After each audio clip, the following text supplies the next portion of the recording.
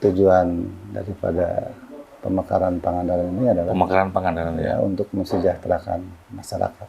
Kalau sekarang mungkin di antara masih ada yang jalan kabupaten cuma 6 meter gitu kan. Ya nanti ke depan harus minimal ya 10 meter. Bapak memilih Pak Dadang, memilih atau dipilihkan, Pak?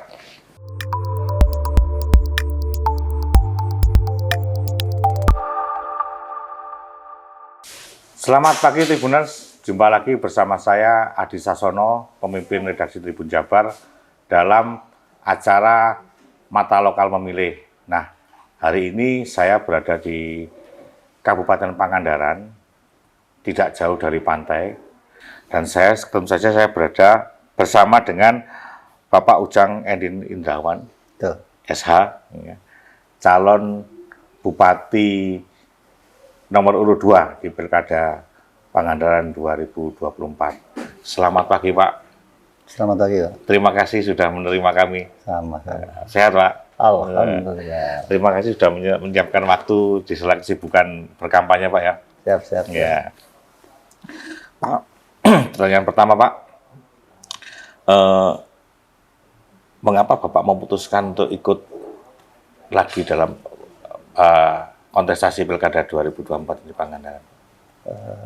Tentu saja ada satu keinginan, Ya. satu harapan, satu cita-cita yang perlu diwujudkan di Kabupaten Pangandaran ini.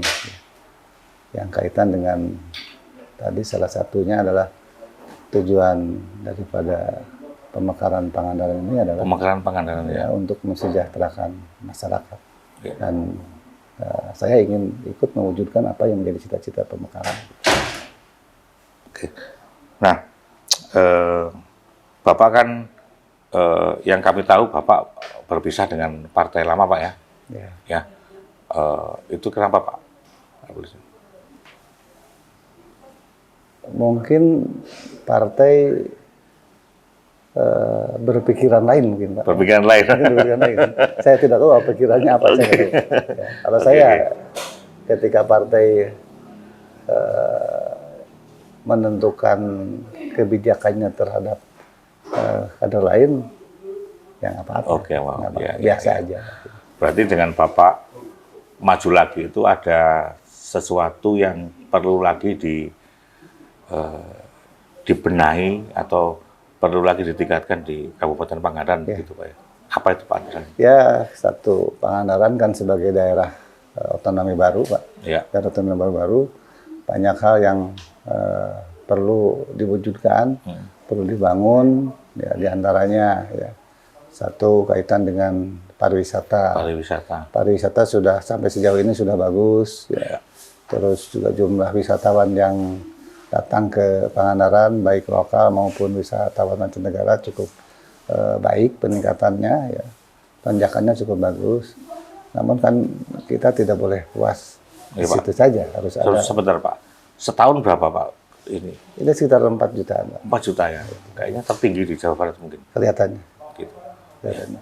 Terus kaitan juga dengan sarana prasarana pemerintah. Ya, kita juga belum mempunyai perkantoran, Pak. Dan itu harus segera dibangun, karena walau bagaimanapun perkantoran bukan hanya sebagai tempat bekerja, tapi juga merupakan kebanggaan bagi masyarakat, bagi pegawai negeri gitu. Dan yang paling utama juga suasana perkantoran yang bagus, yang nyaman, yang sesuai dengan kebutuhan, itu akan meningkatkan kinerja. Ya, juga sebagai simbol bahwa pemerintahan. Simbol pemerintahan. Ya. Jadi dalam bahasa itu ya harga diri lah gitu. Harga diri ya. Pemerintahan lah gitu. Oke, Pak. Itu dulu lagi jalan-jalan juga secara kualitas sudah bagus, Pak. Bagus, ya. Jadi jalan yang menghubungkan antara desa dengan desa, ruas jalan kabupaten sudah bagus, ya, secara kualitas. Tapi masih perlu juga ditingkatkan dari sisi dimensi, ya. Perlu dilebarkan lah. Dilebarkan, ya memang. Kalau sekarang mungkin di antara masih ada yang jalan kabupaten cuma 6 meter gitu kan. Ya nanti ke depan harus minimal ya 10 meter. 10 meter. Sehingga nanti mobil-mobil besar akan masuk, bus pariwisata, terus juga mobil-mobil besar yang nanti juga akan memperlancar distribusi barang juga. Artinya ini dalam rangka menekan biaya produksi. Gitu. Oke, Pak, kan selama ini kan yang kita tahu ada pariwisata besar banget di Pangandaran ya. Kalau kita lihat akhir tahun, kemudian waktu Lebaran, libur Lebaran itu macet banget di sini. Artinya kan itu kan bagus, pertumbuhan gede. Nah, perlu diceritakan sektor apa lagi yang kira-kira bisa ditingkatkan untuk kemudian bisa menyamai sektor pariwisata ini, Pak, untuk kemajuan. Ya, pariwisata ya betul tadi pariwisata juga perlu ditingkatkan, Pak. Ya, artinya begini, aksesibilitas antara objek wisata juga perlu ditingkatkan sehingga nanti betul-betul para wisatawan akan merasa nyaman berkunjung dari tempat wisata dengan ke tempat wisata yang lain. Dan yang juga yang ditingkatkan itu bukan hanya jumlah wisatawan, tapi lama tinggal mereka juga. Lama tinggal. Nah, itu selama ini berapa, Pak? Berapa hari? Ya masih cenderung di weekend saja, Sabtu Minggu. Gitu. Ya. Ini memang saya tadi nginep di daerah pantai, tapi sepi juga ya, karena ini weekday ya. Nanti kalau misalkan nanti sudah terbangun jalan tol dari Bandung ke Cilacap, di mana salah satu pintu keluarnya adalah di Kalipucang, insya Allah nanti jumlah wisatawan yang berkunjung juga akan lebih banyak, akan meningkat. Kenapa? Salah satu kendala yang sedikit menghambat daripada pariwisata di Pangandaran itu adalah jarak tempuh. Jarak tempuh yang terlalu lama itu kan membuat wisatawan kurang. Dari Bandung ke sini hampir 8 hampir jam. 6 jam. 6 jam ya. 6 jam. Ya. Nanti jarak tempuhnya mudah-mudahan bisa 3 jam lah. 3 atau 2 jam. Keren itu kalau kayak gitu, Pak. Ya. Sehingga orang satu hal sudah terlewati lah oleh waktu ya, Pak, ya gitu. Nah, Pak, nanti sasaran apa lagi, Pak, yang bisa ditingkatkan nanti kalau misalnya kabinet dari sektor pertanian, Pak, dari sektor perikanan, ya dari sektor peternakan.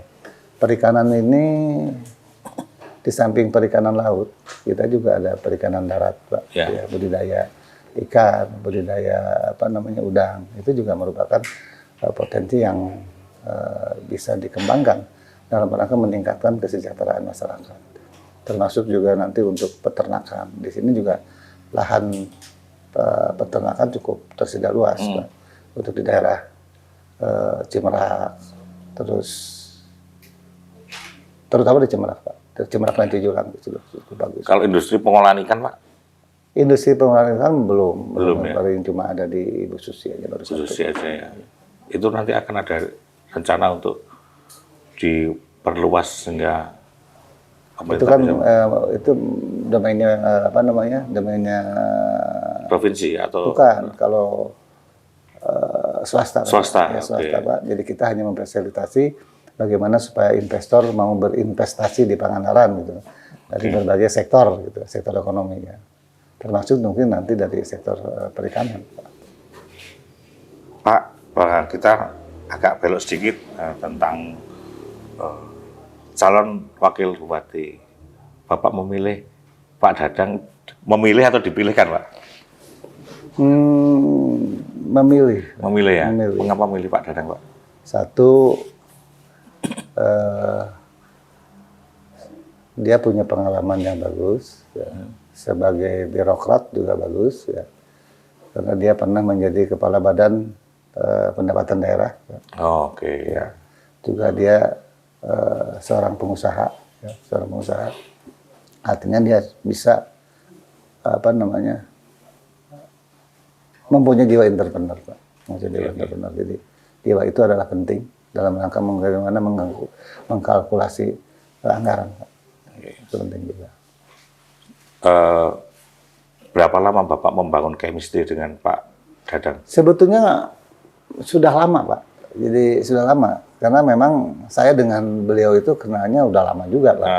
Karena di samping satu daerah, jadi wakil juga ya, Pak. Sebelum jadi wakil kan dia sudah jadi kepala badan. Kepala badan. Jadi ketika saya di periode ini ketika saya jadi wakil kan dia sudah ada hubungan kerja dengan saya. Jadi apa persis bagaimana kinerja dia gitu kan. Oke. Nah, tadi Bapak menyinggung soal pemekaran ya Pak. Diceritakan dong Pak soal pemekaran. Jadi Pangandaran ini merupakan daerah otonomi baru yang dimekarkan tahun 2012. Ya, 2012 dari Kabupaten Ciamis. Jadi Ciamis itu kan menghasilkan 2 DOB. Yang pertama adalah Kota Banjar yang merupakan perubahan status dari kota administratif menjadi kota. Ya. Terus dan inilah Pangandaran. Kalau Banjar sekitar tahun 2003. Saya dulu juga kerja di Banjar, Pak. Oh, gitu. Ya, saya kerja di Banjar juga. Tahun ini sudah luar kepala kalau soal ini, Pak. Jadi saya dulu kerja diangkatnya di Ciamis. Jadi saya ini mantan pegawai negeri juga, Pak. Tahun 96 saya diangkat jadi PNS di Ciamis sampai dengan 2003. 2003 saya pindah ke Banjar, Pak. Sampai dengan 2016. Jabatan terakhir saya di Banjar, asisten bidang pemerintahan dan hukum. 2016 saya pindah ke Pangandaran. Oh. Ya, di Pangandaran ini. Masuk politiknya? Masuk politiknya tahun 2020 aja, Pak. Oh, waktu pilkada ya? Pilkada aja. Oke. Sebelumnya enggak. Oke. Ya Pak, soal rencana pemekaran di Pangandaran. Ya, ini pemekaran ini dulu dibentuk presidium. Presidium itu dengan ketua presidium Pak Haji Supratman, ya, dan tokoh-tokohnya diantara Pak Haji Adang almarhum yang mantan wakil bupati periode pertama, termasuk juga Pak Yos Rosbi, Pak, ya, Yos Rosbi. Mereka lah yang berjuang gigih, ya, untuk memekarkan Kabupaten Pangandaran.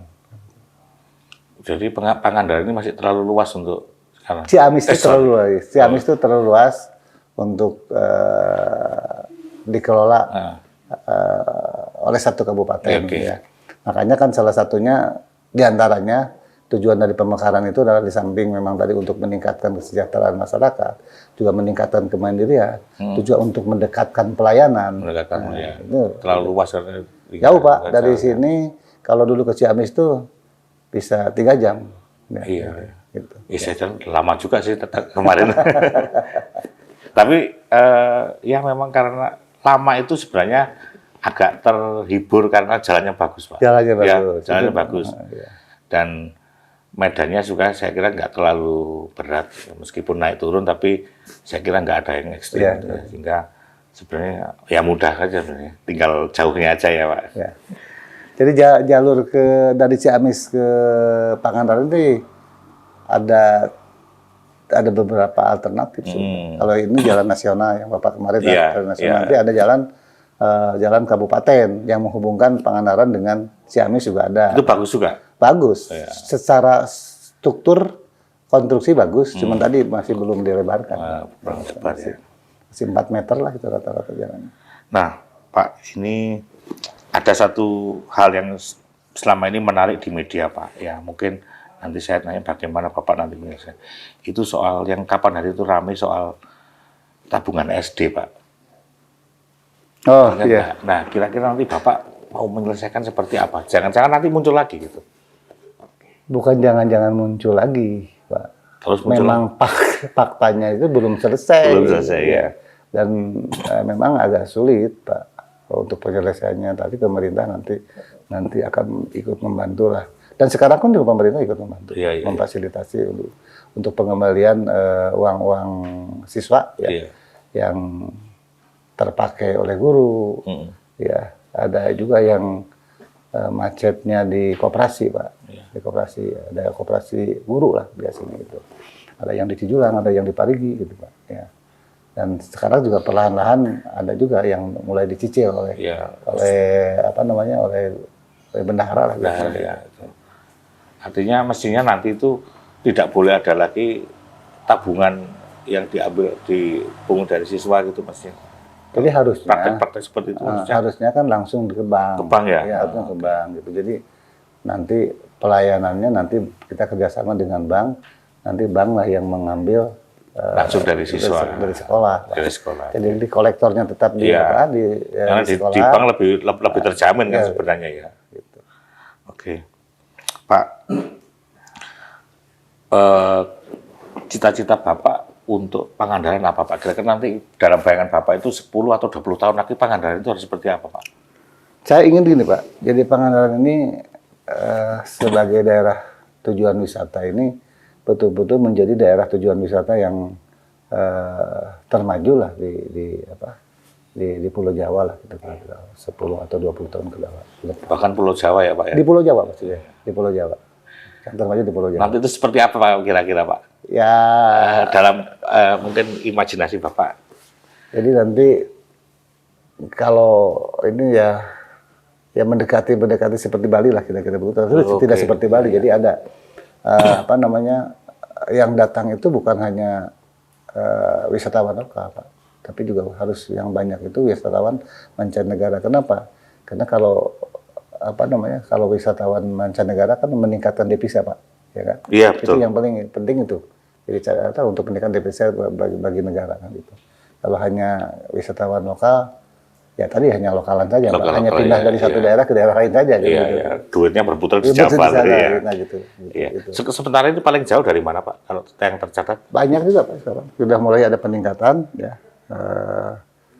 Ya dari Australia, dari Jepang juga banyak. Sudah mulai Pak. Sudah mulai ada banyak yang mereka tidur di batu karas. Batu karas. Ya, karena mereka lebih cenderung di tempat-tempat yang tidak terlalu ramai ya. Hiruk pikuk lah. Iya.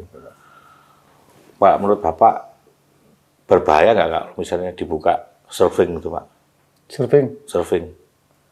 Enggak berbahaya. Enggak ya? Enggak berbahaya Pak. Itu kayaknya kan menarik juga kalau itu ada surfingnya. Ada Pak. Ada saya. Ya ada Pak di sana di apa? Di Batu Karas. Di Batu Karas surfing. Hampir tiap hari ada surfing. Kita juga apa namanya?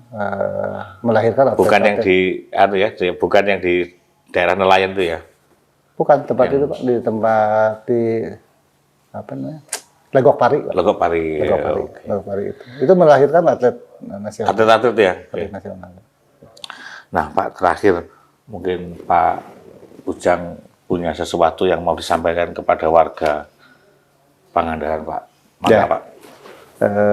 Saya menghimbau ya kepada seluruh masyarakat Pangandaran dalam pilkada kali ini betul-betul dapat menggunakan hak pilihnya agar masyarakat betul-betul berpartisipasi ya untuk ikut memilih ya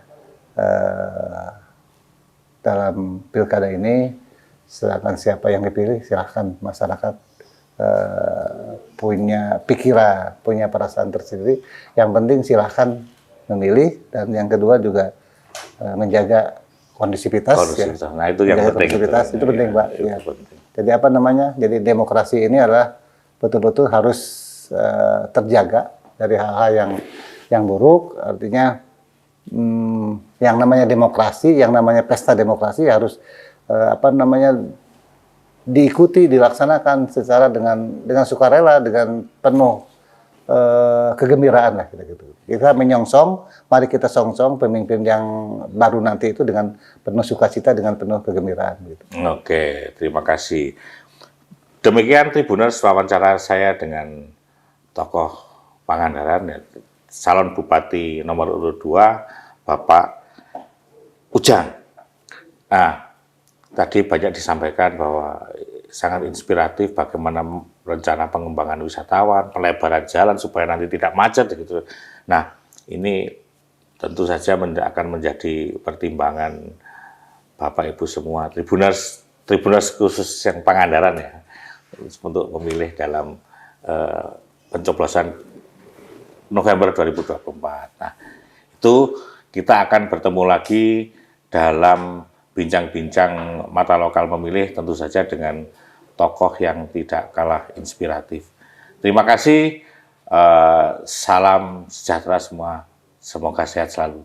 Terima kasih. Sama-sama, Pak Ujang. Siap. Terima kasih Pak. Siap, sama-sama Pak. Siap. Download Tribun X sekarang, menghadirkan lokal menjadi Indonesia.